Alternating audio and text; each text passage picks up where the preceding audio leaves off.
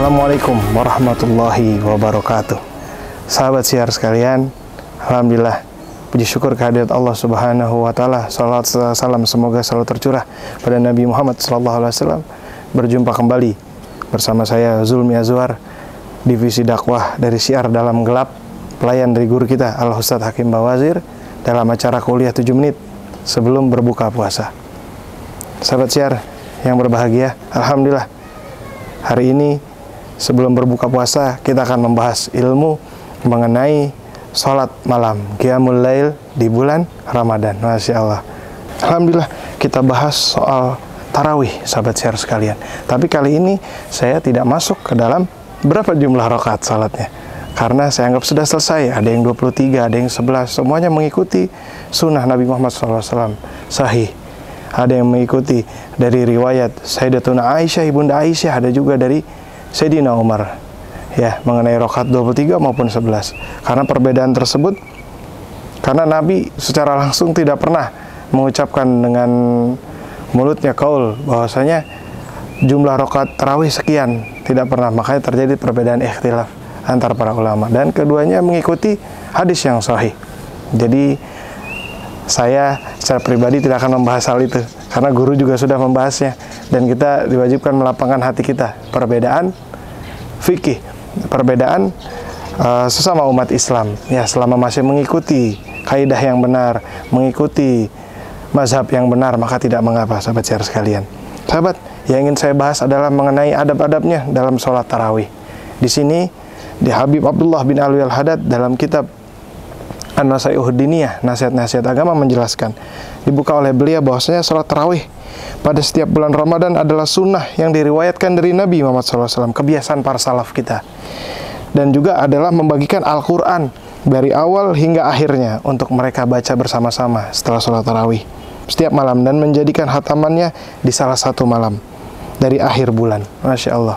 Jadi salaf-salaf kita dulu selain sholat tarawih juga membagikan Al-Quran ke jamaah untuk dibaca, dan pada malam tertentu di akhir-akhir Ramadan mereka menghatamkannya. Masya Allah. Kita akan bahas sunnah-sunnah dan adab-adabnya. Dari segi bahasa, sholat tarawih artinya itu bersantai, ya, tidak buru-buru. Sebagian saudara muslim kita lihat sholat tarawih hanya hitungan menit, berapa menit selesai, 11 rakaat atau 23 rakaat, ya Allah. Habib Abdullah bin Alwi Haddad menjelaskan di kitab ini, barang siapa yang tidak sempat meneladani mereka para salaf kita, maka janganlah ia meringankan sholatnya, dalam artian memburu-buru sholatnya hingga ia melampaui batas seperti yang biasa dilakukan orang-orang yang bodoh dalam sholat tarawih. Siapa orang bodoh dalam sholat tarawih? Bahasanya sedikit keras, sahabat siar sekalian, yaitu mereka yang dengan sebab itu mereka bisa merusak sesuatu yang wajib.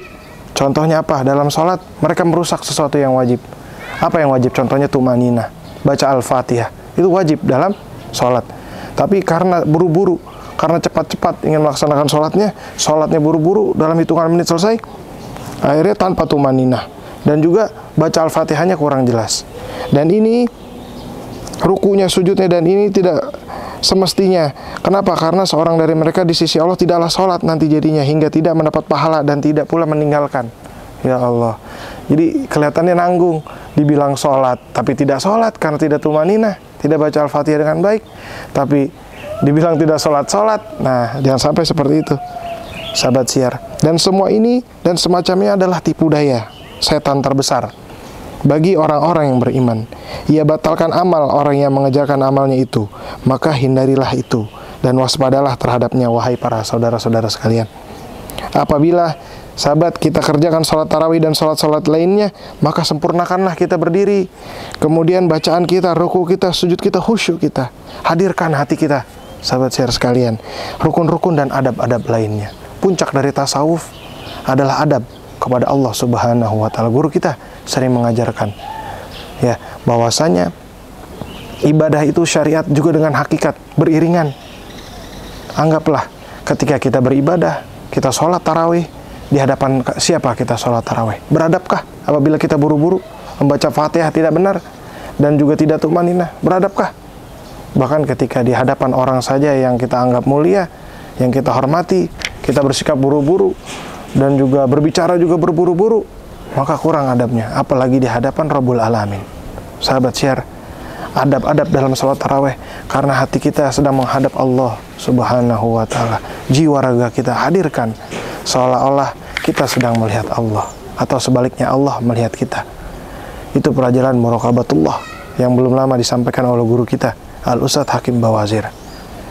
Kita padukan ibadah kita dengan syariat dan hakikat sehingga kita mencapai ma'rifat yang sejati. Sahabat siar, janganlah kalian jadikan setan berkuasa atas diri kalian, karena ia tidak berkuasa atas orang-orang beriman dan bertawakal kepada Tuhannya. Maka jadilah kalian dalam golongan mereka. Apabila kita tidak tawakal sama Allah Ta'ala, kita buru-buru tadi sholatnya.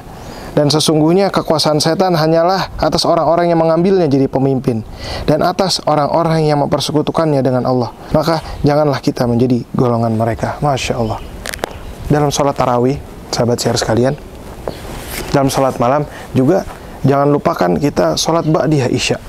Nah, ini Masya Allah luar biasa pahalanya, kata Nabi Muhammad SAW, barang siapa 2 rakaat sholat ba'diyah isya atau 4 rakaat ba'diyah isya, maka pahalanya sama seperti mengerjakannya di malam Lailatul Qadar. Masya Allah, Lailatul Qadar, Lailatul Qadri khairum min alfi syahr, lebih baik dari 1000 bulan.